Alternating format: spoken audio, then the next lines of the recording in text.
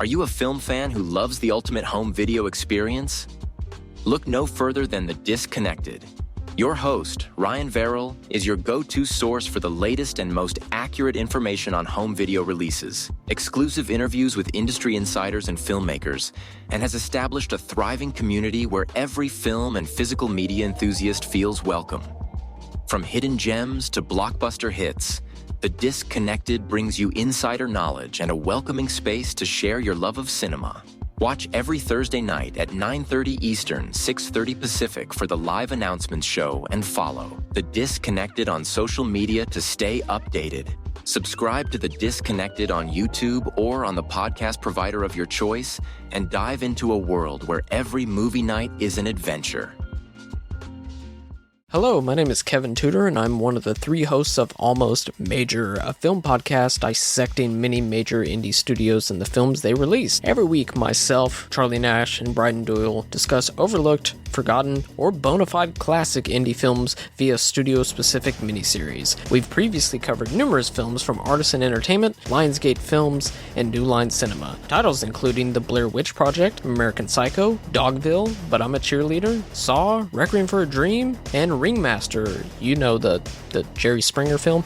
Anyways, we have a fun time every week and we hope you will join us. Subscribe to Almost Major wherever you get your podcasts. Now proudly a part of the Someone's Favorite Productions podcast network.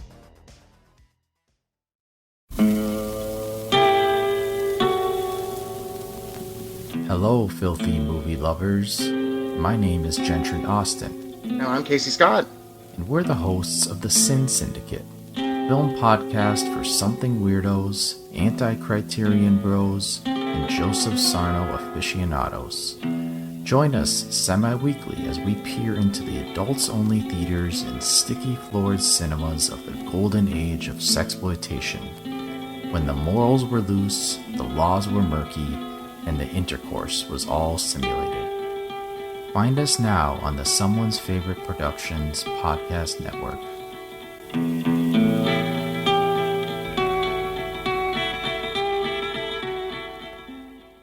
This is William Shatner, and I would like to invite you to take a journey with me into the 21st century. So take the next few minutes and listen very closely.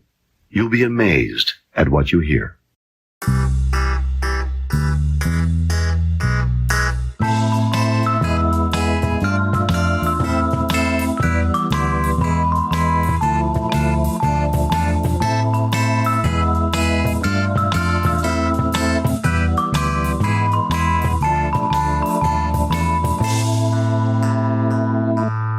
Welcome to the Shabby Detective, yet another Columbo podcast. I'm your host, Mike White. Joining me, of course, is Mr. Chris Dashew.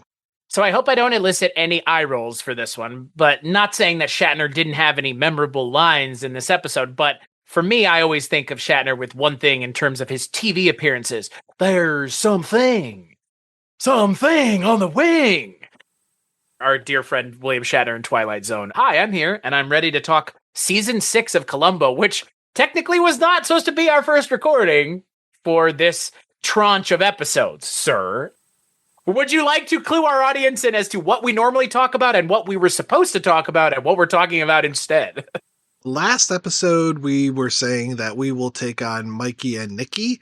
And Chris, I think you did not check that out. I did. I was going to watch it the day that you texted me and were like, this is awful. Don't watch it. We're changing.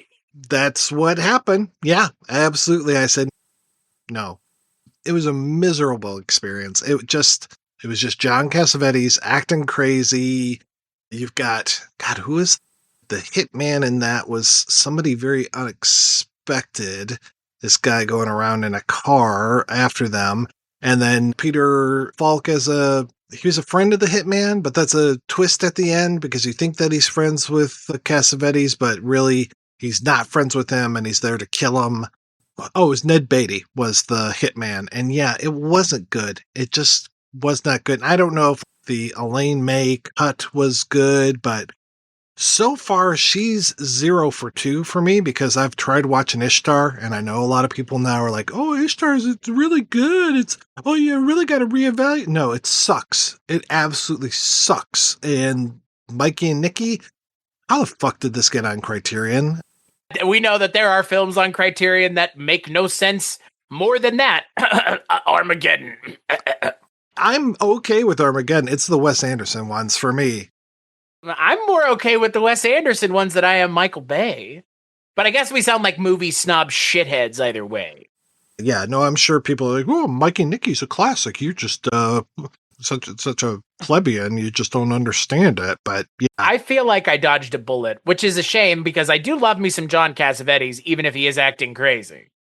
I really was looking forward to it. I was like, okay, this is going to be great. You're going to get Cassavetes and Falk in here. It's just going to be this powerhouse. And yeah, I was miserable watching it. I ended up turning it off 15 minutes before the end, and my wife is like, you have to turn that piece of shit movie back on. I want to know how it ends. I hope John Cassavetes dies. And I'm like, whoa, okay.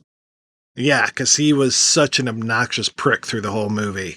Disappointed I didn't get a chance to watch it now, like in retrospect, but I'm not going to watch something that we're not going to talk about for no reason at this point. Especially given what you're saying about it. It doesn't come well regarded. This is stay away from this thing. It's not good.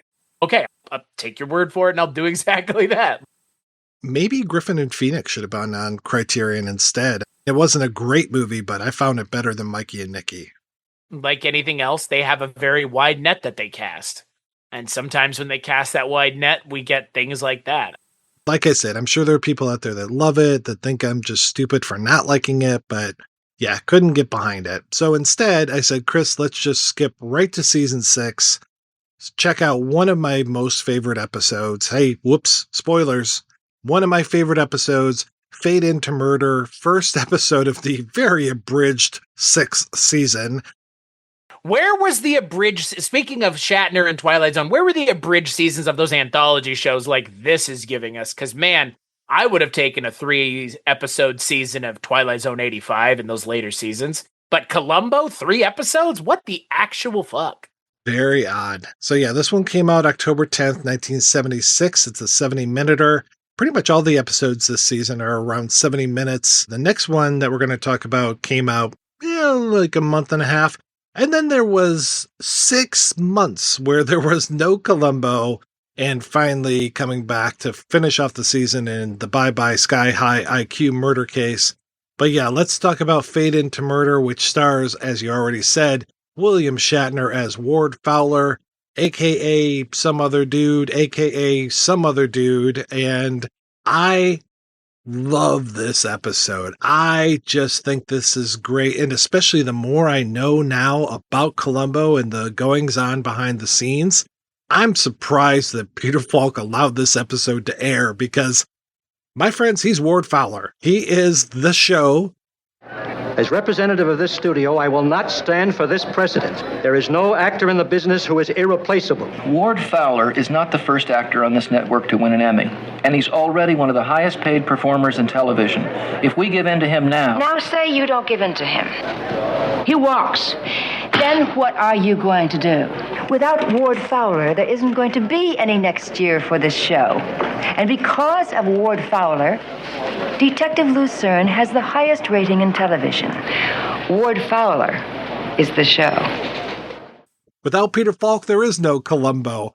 I just love how meta, and this episode is meta on top of meta on top of meta. I just love how deep it goes. I'm with you 100%. The idea, it was weird to me. That was the first thing I wanted to ask is like, Peter Falk, just why?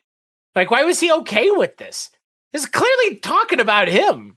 Not even like a question. It's so clearly meant to be him. And he's the murderer. But they make him sympathetic because he's being blackmailed, supposedly. I love that about the episode. It's like, he could be sympathetic. Yeah, fucking right, though. Because William Shatner in this episode, I will give him credit. Ward Fowler, I think, verges on being one of the more sympathetic one. I would say, like, he verges on it. However, he's still a murderer in, like, cold-ass blood. Like, straight up. And this is one of the ones that cracks me up because there are so many other episodes where people are being killed in other ways, like off-screen. He just murders her ass, just shoots her fucking point blank. Holy shit, Shatner. From 30 feet away, but it is a shot right in the heart. Shot that only a marksman could really do. I know. Should have thought about that. What do you think, Mike? Yeah, what do you think? I want to know your thoughts, because this is an episode that you've been waiting to talk about. I thought I was going crazy when I was trying to describe this episode. I think it was to you, as far as how Shatner's character, Shatner is basically he's multiple people. And that's the other thing that I like is like, so he's Ward Fowler, the actor, but he's actually this Canadian guy, but actually he's this American guy, a deserter from the Korean War who moved to Canada, was found by this producer. She recreates him, caps his teeth, probably teaches him elocution, all this stuff. He was doing plays in Toronto, which is great since Shatner's a Canadian, and makes him into this new person, Ward Fowler. But then Ward Fowler is Lieutenant Lucerne, this very, I would say he would fit right in on BritBox type of show. This wonderful white outfit that he wears with this white hat with the black band and his cane and all this. And I just, very similar to Murder by the Book for me, as far as he's not writing mysteries, but he plays a detective on TV. I'm not a detective, but I play one on TV. Yeah, that's Shatner in this episode. As his character, as Lucerne, he's throwing Ward Fowler under the bus. Is the whole like gag of the episode that like William Shatner's character is like really mentally unwell? Because part of it, I'm just like, he is Detective Lucerne, so he's throwing himself under the bus because he thinks that he can get away. What the fuck? I know, like, right? What was the end game? I guess in my mind, back and forth here, like, what the hell in your mind is his end game?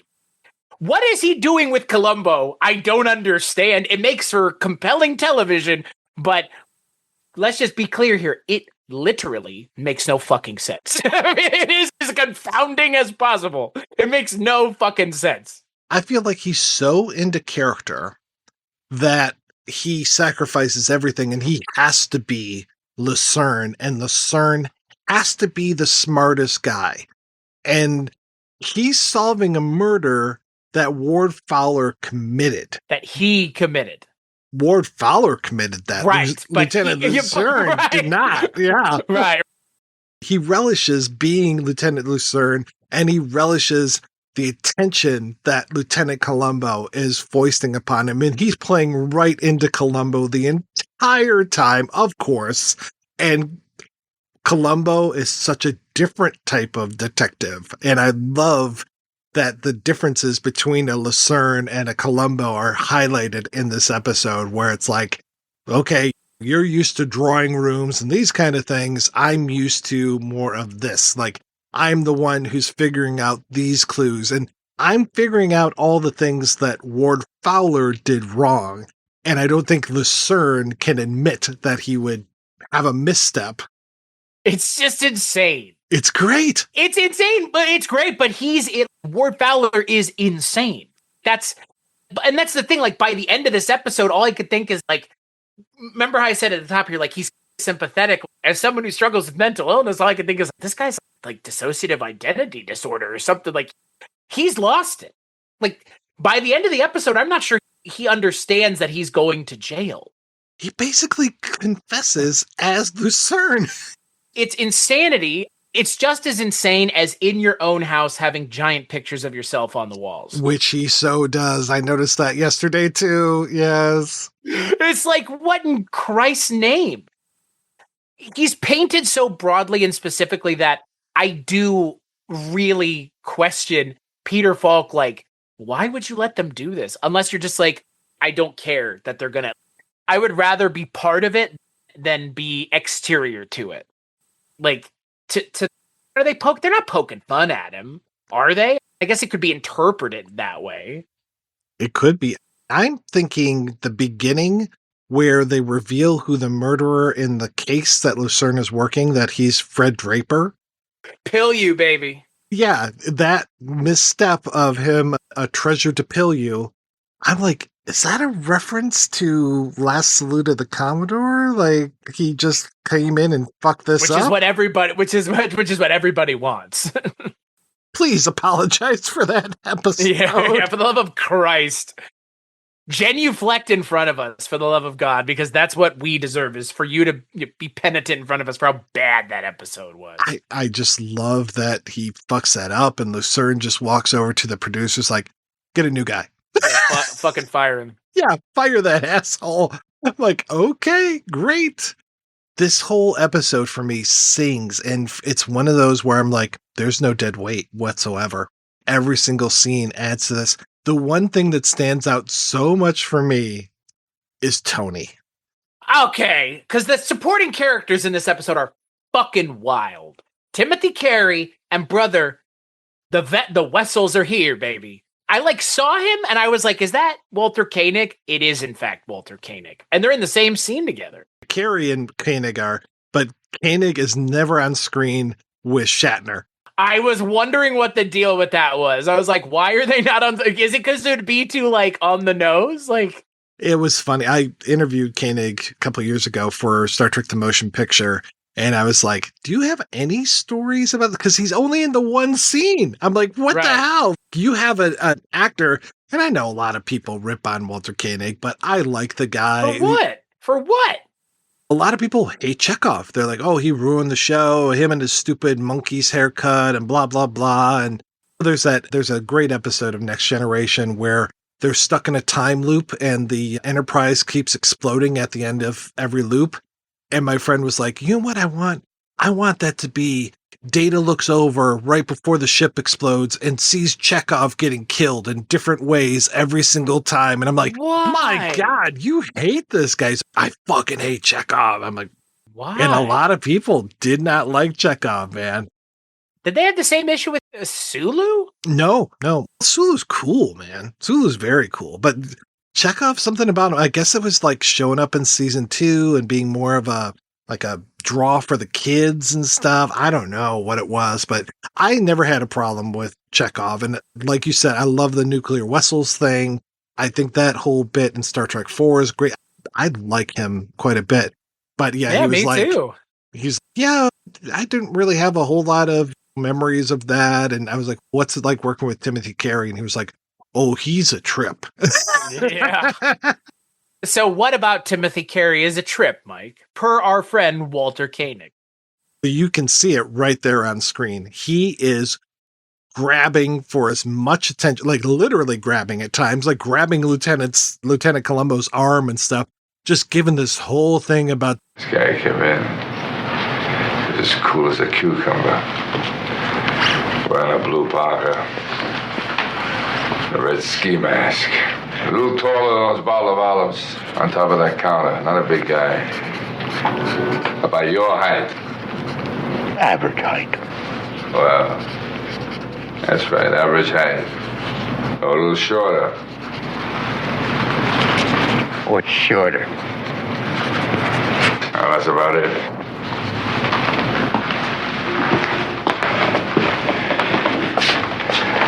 She was a sweet person.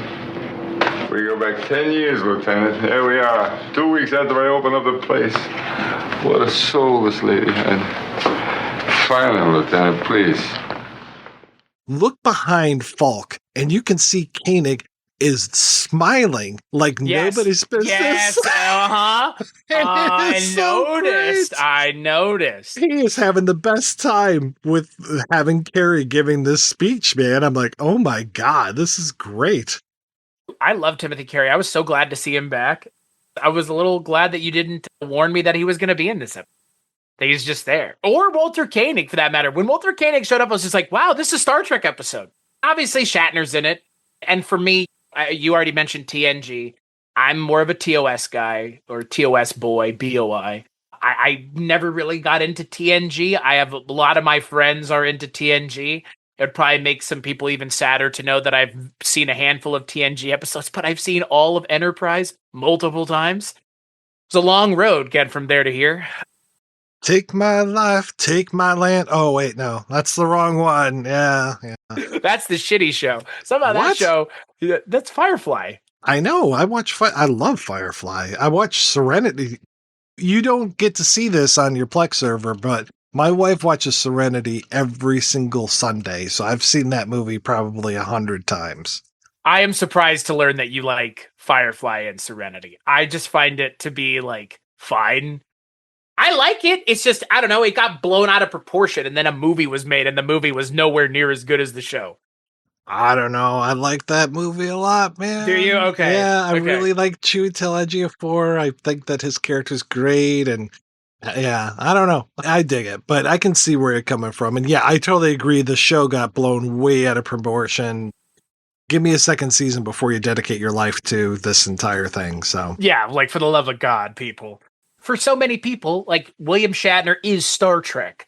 And so seeing him in this is just, it's a trip. It's a trip. Like seeing Shatner in this is so much fun.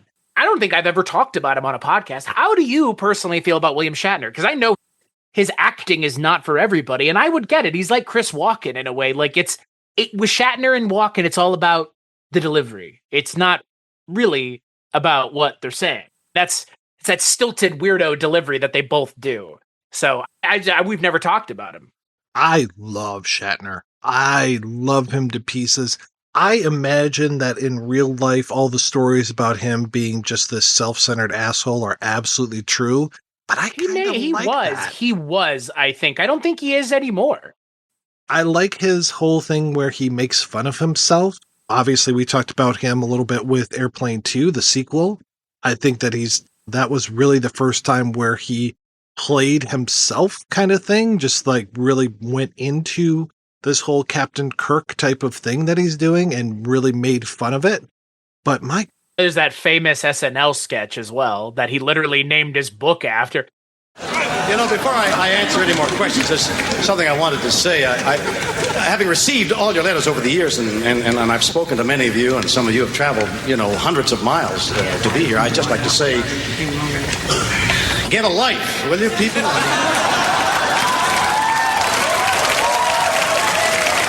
I mean, for crying out loud, it's just a TV show. I mean, look at you. Look at the way you're dressed. You've turned an enjoyable little job that I did as a lark for a few years into a colossal waste of time.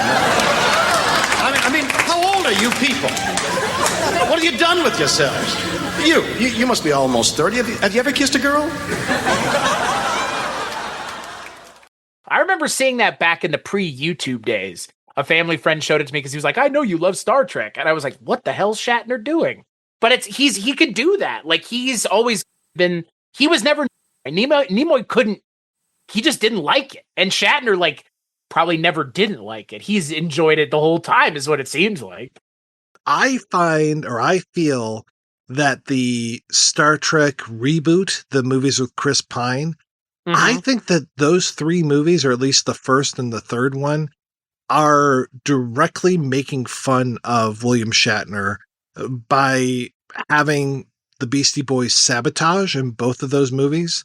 Have you ever heard how William Shatner says sabotage? I have not. Spock, sabotage the system. Okay, can you have line 193 again with sabotage, pronounce sabotage? I don't say sabotage. You say sabotage. I say sabotage. What do you buy at a sabotage? When they started playing sabotage in the first of those Star Trek reboots, I was like, you gotta be fucking kidding me, is this? And then that they use that song to take out the aliens in the third movie, spoilers, I'm just like, Jesus Christ, this is so fucking good. Sabotage. Sabotage, yes. I'm never going to be able to hear that now. Sabotage of a government installation. Did I sabotage something? Finney told me where he had sabotaged the prime energy circuits. Is this why you sabotaged my ship? In a deliberate act of sabotage, Lieutenant Uhura has effectively sabotaged the communication station. Spock, sabotage the system. But yeah, I fucking love him. I think he's great. And I just love that overactory type thing that he does. There are certain movies where he just goes over the top. There's an exploitation film called Impulse where he plays a killer. I want to say he's a killer of children. And anytime he gets upset, he puts his finger up to his mouth and starts chewing on his pinky nail. And it's just, oh my God, it's so good. I actually misspoke. We have talked about Shatner before. It's funny because it was for your show, The Intruder. The Intruder, yes. Yeah. So good. Atypical of Shatner, too. Like, very speaking of actorly, That's what I like about Shatner. He's an actor. Like, he is, again, to compare him to Chris Walken, I think is a fair comparison. Chris Walken is also an actor with like a capital A. And I genuinely believe this, there are actors now, young actors now, who are going to be like this in the future, treated this way. And I'm not sure for a while there were people like that, but there are again, and I don't understand where that gap was, because Shatner, I don't know, like something about the overacting and just not letting people take the piss out of you, but taking the piss out of yourself as an actor, I feel like is what Shatner's always done. Maybe the most amusing thing is who he's opposite in this episode, because I don't see that guy taking the piss out of anybody. No. It's just like, of all the people to be in an episode opposite playing ostensibly the same character that he's playing, but the like further up his own ass version. How did Peter Falk not notice? Or maybe he did, but like Shatner just plays it perfectly because he's just, again, like he can play an asshole like a capital A actor can, because he's just tapping into that side of himself that everybody expects that he has as an actor.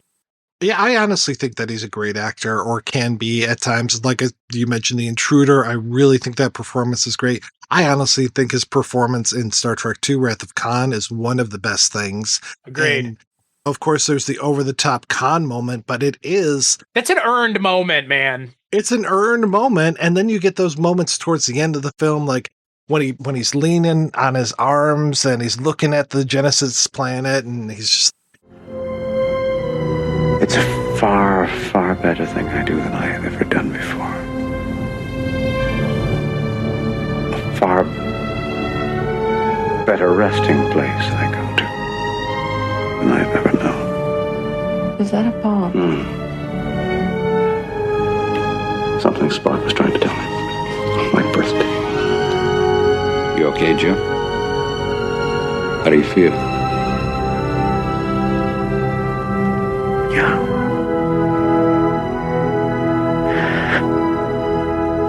I feel young. And it's just that whole theme of that movie of him getting older. Like, I love when he takes his glasses out of his pocket and he says, "Dang," before he puts them back on and puts them on. I'm like, oh, that's so good. Shatner, for me, like I clearly already given away, like he's my captain for Star Trek. That's the show I've seen the most of. Those episodes are the ones that have stuck with me. I have a couple posters in my house of classic Star Trek episodes that Mondo did posters of. I love the original show, and I know it's campy, but it set the tone for like most everything sci-fi of a certain like swath, and that's a pretty fucking large swath of stuff. And a lot of it comes down to having perfectly cast that original crew of the Enterprise, and every single one of those actors was perfectly cast, from Gene Roddenberry's wife all the way up to William Shatner. And that's saying something, because again, she was just in the sickbay with Dr. McCoy, and Shatner is the lead, but everybody in the show pulled their weight. And the thing that Star Trek always did was Star Trek was about a more hopeful future where we didn't have to blow each other up, which is something to aspire to. And I always felt like Shatner set the mold that was copied further by other captains, because yes, Kirk got his hands dirty. He didn't like to, though. He didn't want to. The most famous thing about Captain Kirk is that he cheated to pass the unpassable test, the Kobayashi Maru. He cheated to win. Like, he wasn't a guy who had to beat anybody up. He was a smart guy. Like, he was a part Han Solo, part Luke Skywalker in a lot of ways. Like, he's a rogue, but he's also the hero at the same time. And Shatner, the gentleman who's playing Superman in the new Superman movie, was asked, like, how do you feel about possibly only ever being associated with one role? And he's like, if it's a role that's as good as this one, I don't care. And I've got to assume, because not everybody's like that. Daniel Craig's like, I'd rather slit my wrist than play James Bond again. It's like, wow, you get to play James Bond, a character that's been around for 50 plus years, must really suck. I appreciate that there are clearly actors then, now, and still that look at an opportunity like Shatner got and really went after it. And that show is amazing because Shatner and everybody in that cast committed, but Shatner is so charismatic in that show. And I think that's just because he's a charismatic actor all the way down. And something like this show, even when he's the villain, you still can't help but root for him. Even in Lethal Loaded Weapon Part 1, he's one of the best parts of that movie. He's so funny in that movie. And he's so charming as the villain. Him with that piranha in his mouth. Yeah. General Mortars. Like, Jesus Christ. He's so good. I don't know. Again, I think there's a lot of people my age that throw TOS out because they're like, it's too campy and Shatner's overacting. And it's like, you know what? There is no TNG without TOS. There is no Jean-Luc Picard because people clearly watched TOS and felt the same way that certain people who watch it now do, which is I want more of a command protocol as opposed to this guy's just the captain. TNG, he was leading a group of people. And TOS, Kirk did his own shit from time to time. Fairly frequently, frankly. But again, you let him get away with it because he's so charismatic because it's William Shatner. I don't know. It bugs me when people go off about Shatner and TOS because has he transcended self-parody at this point? Him doing that Ben Folds 5 album after he had already done the Transform Man, there would not be that Ben Folds 5 album if Shatner was oblivious to what he was bringing to the stage. He must know that those early musical performances are really embarrassing. The things that he was doing on the Dinah Shore show with Harry Chapin's Taxi song, and then, of course, you already mentioned the Rocket Man performance. Oh, sublime. The Rocket Man performance is great. It's laughably bad, but it's amazing. Like, I don't know, like, he's such a singular talent as an actor. Like Peter Falk, like, really. I don't know how to put this, and this might ruffle some feathers, but like Peter Falk was in a lot of movies, but he's known for one role. This is it. This is what he's known for. And so in a lot of ways, having him opposite William Shatner, another actor who ostensibly is known for one role, like it makes sense that you have the two of them going back and forth. But I think you're going to probably tell me this is the only time Shatner's on the show, right? No, thank goodness he comes back. Thank God. He comes back in the new series, and it's probably one of the best episodes of the new series because he's in it. And he's got this great cheesy mustache in that one, too.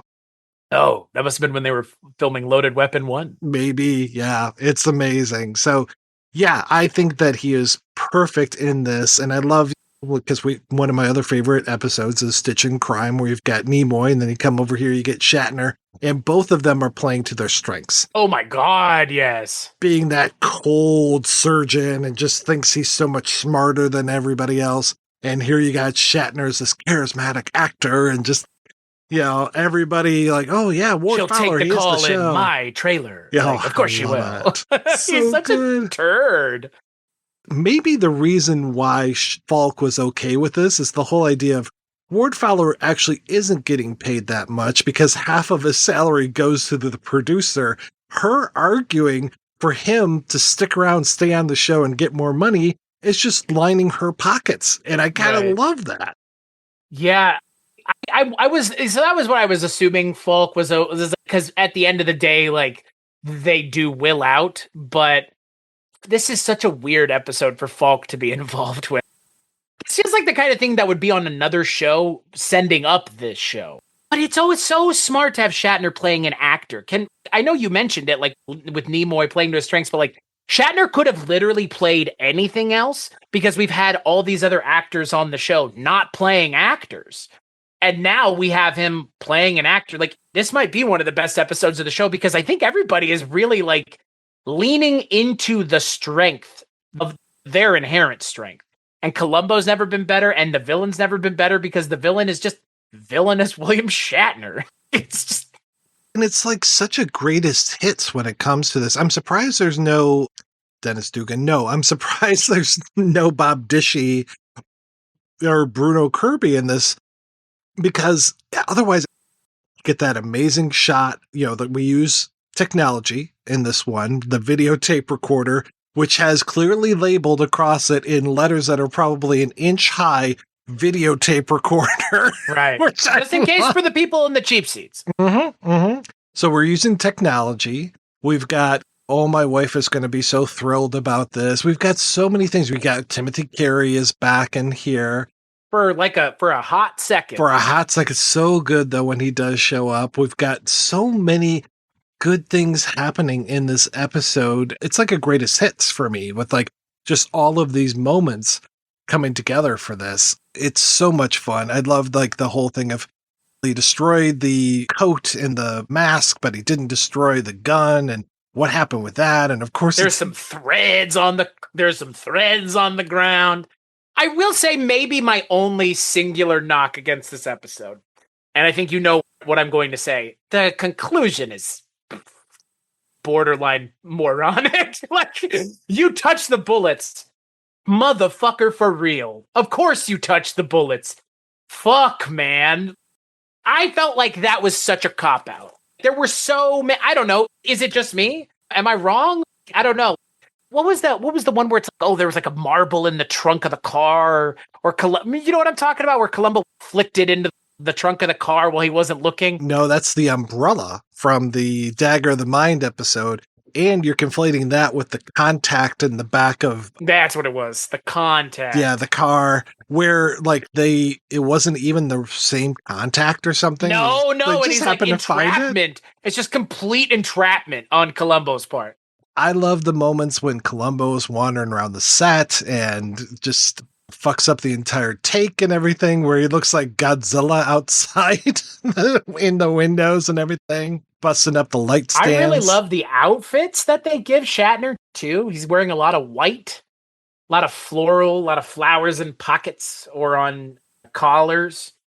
He's a lot of pontificating in this episode from Shatner. He's just he's just pontificating a lot. Jesus Christ, when they first meet, after Falk comes in and knocks over all the light stands and stuff, them going back and forth, and it takes forever. This dialogue between the two of them, and you even have his friend coming up and, no, we were watching the game. Burt Ramson as Mark, and Shatner's, get out of here. You're trying to provide an alibi for me, like, yelling at him and stuff, and then it's like, you think she was murdered, don't you? I beg your pardon, sir.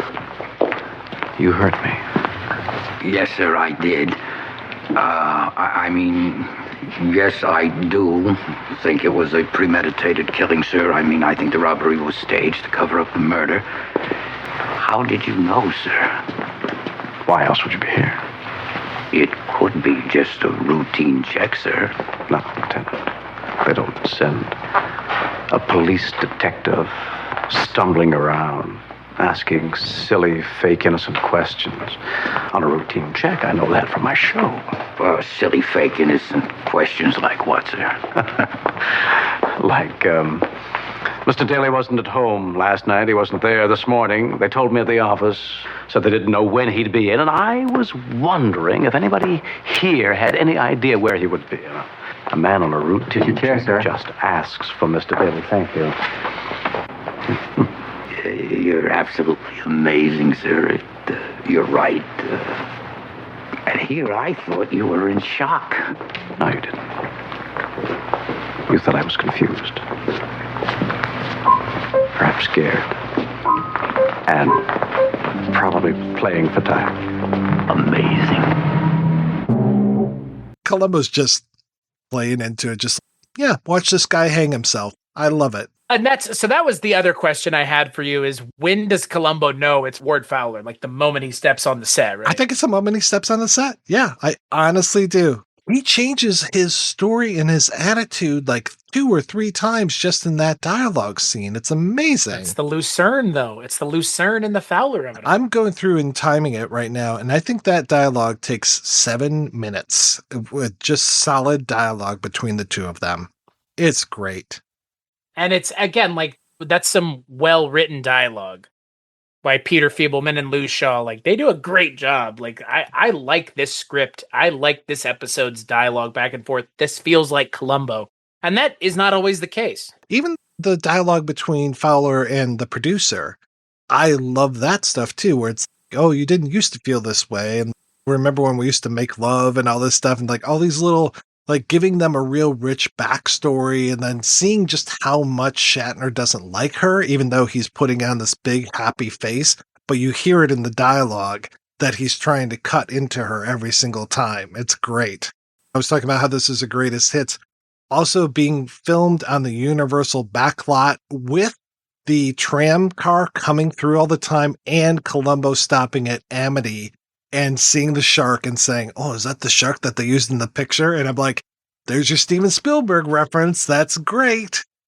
And according to the internet, that is the original shark from Jaws? No, that's Bruce. Okay. But I thought they blew it up. Smile, you son of a bitch. I love the Universal backlot. I love it. That's where they shot Fletch Lives. It's perfect, right? It's a perfect location. Cheap and easy, baby. We just don't have to dress anything. Just sets. They're just the sets. And they spend so much time that Lieutenant Lucerne set with him explaining the whole thing of if your arms are up and you're not running away and make this mark on my coat. Please be easy. I don't want to have to, don't ruin my coat. He's not shabby enough. Put this chalk mark on my back, please. Oh, yeah. Like I said, I don't feel like there's really a dull moment in here. He's constantly digging, finding the shoes, that whole thing where Timothy Carey's like, yeah, he was your size. Like, trying to basically say short. A short dude. He's a short guy like you and a shabby guy like you. There's no dead moments in this. And that was the thing with some of these episodes, even the 70-minute ones. I'm like, okay, this is just some padding. We've talked a lot about some of the padding that he does in some of these episodes. Like, it's like Peter Falk knows to get out of the way in this one and just let Shatner do his thing. And then he plays around with him, which I find to be great. We haven't had an episode in a while where the Columbo is batting his prey around like a little rat, but that's what it feels like here. And Ward Fowler's doing his best to keep up with it, but he can't. Lieutenant Lucerne is always one step ahead of Ward Fowler. I know. Shocking, right? It's just the most schizophrenic episode of all of them. Yeah. I just love it.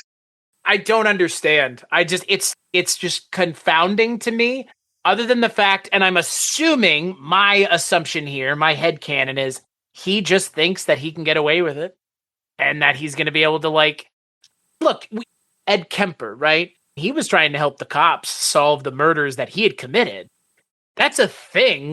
They always talk about, we'll keep an eye on the crime scene just to see if the killer comes back. Like, I'm wondering if that's where they drew the inspiration from. It's this kind of like the helpful killer, because why would I logically help you catch me if I did it? Makes no sense, right? Other than you possibly being like deeply mentally unwell because you thought murdering someone was okay to begin with. We've seen helpful killers before, which I really like. Even Jack Cassidy in Murder by the Book, it was just like, oh, Lieutenant, didn't you think about this? And he's trying to lead him down the wrong path, but there are killers that do say, oh, let me help you with that. And even Robert Culp in the one where he was like, the same one that you just mentioned, the whole thing where he runs the detective agency. There are times where he's like, oh, yeah, Lieutenant, I'll help you out. But again, he leads him in the wrong direction. Or tries to hire him and be like, oh yeah, I can pay you way better. You just have to drop this case kind of thing. But here, Shatner is, oh yeah, I'll help you. And then he fucking does.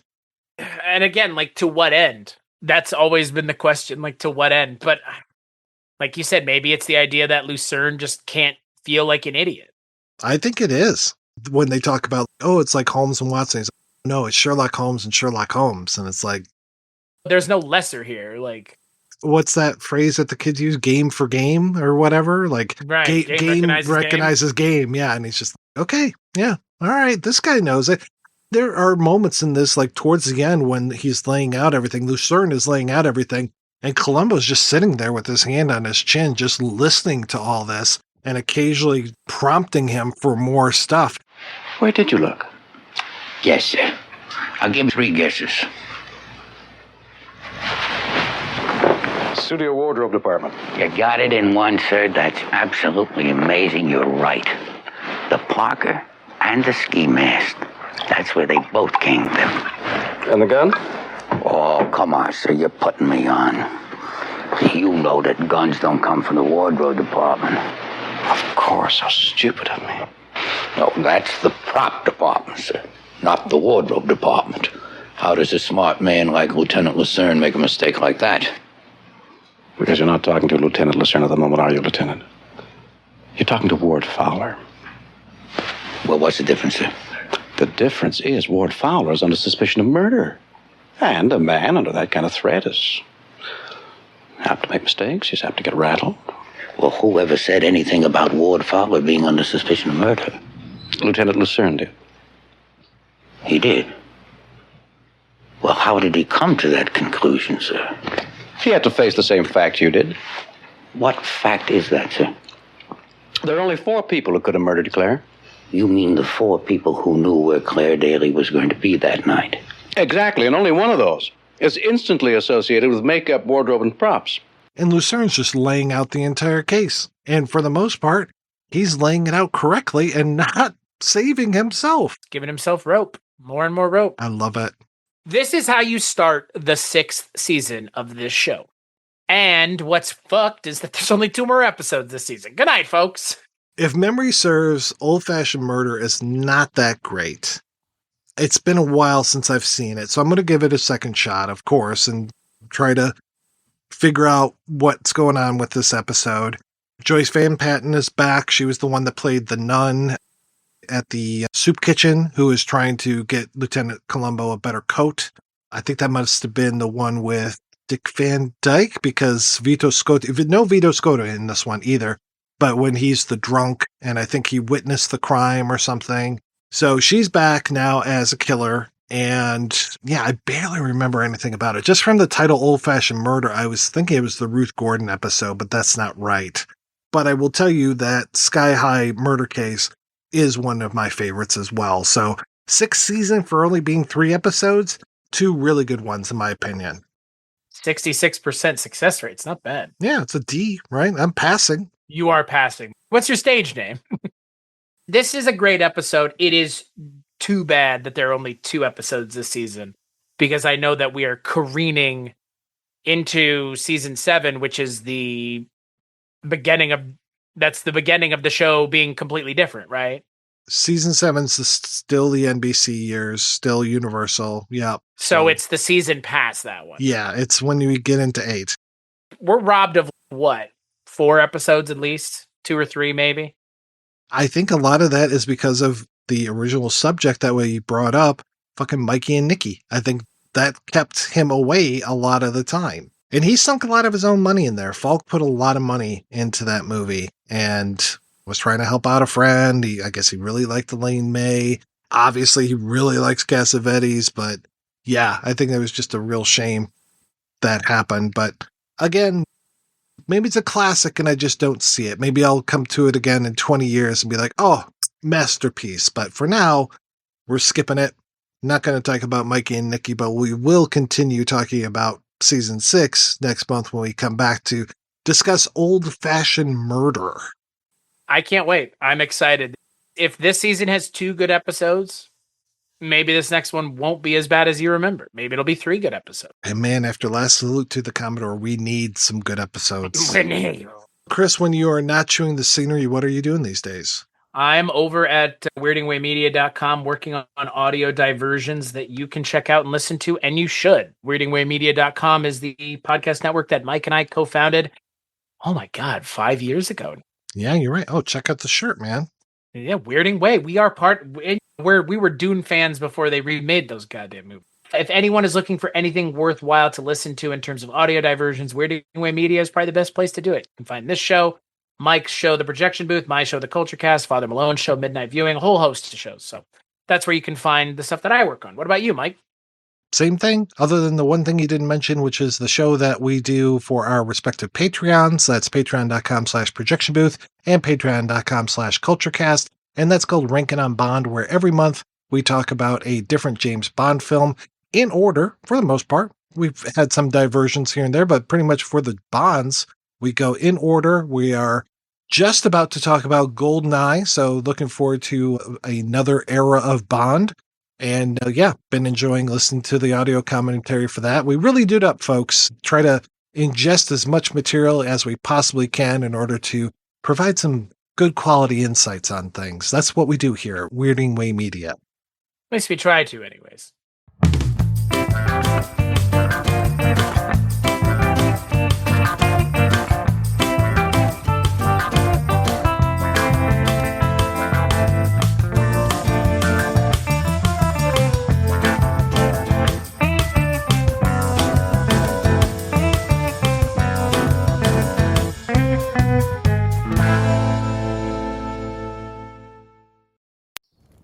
Have you ever wanted to dive deeper into the horror movies you love, Beyond the Blood is a horror podcast for fans who want more than just surface-level screams. We do deep dives into the movies that shaped us, digging into director commentaries, behind-the-scenes stories, deleted scenes, and the special features that most people skip. Each episode is a love letter to the genre. We break down how these films were made, the creative risks that paid off or didn't, and the lasting impact they've had on the genre as a whole. From 70s slashers to modern nightmares, we celebrate the craft, chaos, and characters that keep us coming back. If you're the kind of fan who rewatches movies with the commentary on, or you simply grew up in the video store horror aisle, the Beyond the Blood podcast was made for you. New episodes every single week. Subscribe, and let's dig deep. Welcome to the Beyond the Blood podcast.